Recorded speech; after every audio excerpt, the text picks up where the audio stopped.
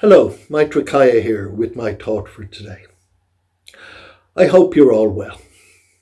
Anecdotally, and from some of my own experience as I take walks to and from my local park, I think the lockdown is really beginning to bite, even as we take our tentative steps out of it. And people are really starting to strain at the leash of confinement, so to speak. I believe this comes from a sense of anxiety and to some extent fear. Anxiety about what we're facing within lockdown and fear of what we might be facing after the lockdown finishes. So fear of the unknown in a sense. So much so that we want to rush headlong into something familiar. Something that says to us that nothing has changed. So I think of this underground river.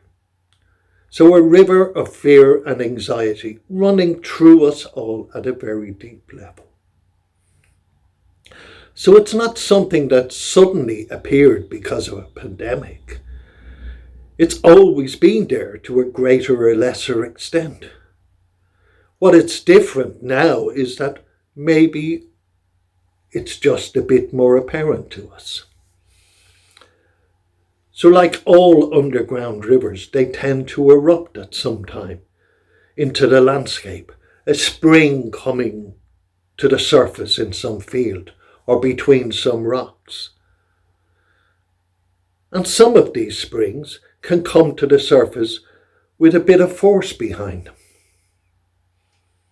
With us, these springs are spurts of irritability or irritation at some perceived slight or misconstrued word, maybe, at the present with someone we're confined with. Or this need to get out regardless.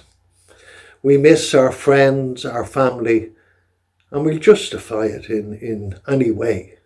Sure, it's only a few friends getting together. But any thought of the common good is gone. Like everything we experience, the Buddha had a lesson in his teachings that can help us through the toughest of times. And this fear and anxiety we're experiencing at the present moment is no exception. In a discourse entitled Fear and Dread, he said that some of the things that cause fear to arise are restlessness and unpeacefulness of mind.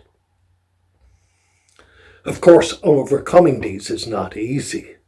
There is no pill that we can take, but it is something that we can all do. If we're mindful and aware of our internal world, of this underground river, it's less likely to erupt and cause us to react. And if it does, we can quell the flow and let it seep away harmlessly. The best way, of course, of fostering mindfulness is through meditation.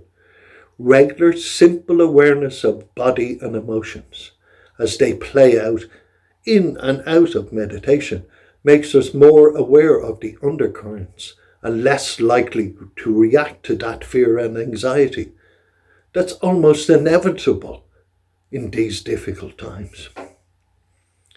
What the Buddha taught us is to develop a sense of equanimity so that really difficult times like this don't overwhelm us. As he said in the sutta, describing his pre-awakened self, while I sat, walked, or laid down in the forest alone, and the wind would rustle the leaves, or a peacock would knock off a branch, I thought, is this the fear and dread coming? Why do I dwell always expecting fear and dread? What if I subdued that fear and dread while keeping the same posture? So if sitting, he sat. Walking, he walked, etc. This is how he dispelled the arisen fear and dread, with a clear mind.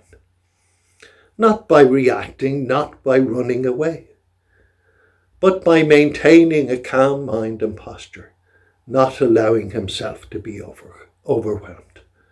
So for us, we can recognize these feelings of fear, of anxiety, of dread, even as an underground river, and calm it and avoid causing ourselves and those around us more suffering by allowing that river to spring to the surface in moments of painful unawareness. So may you all be well and happy in these difficult times. Goodbye for now.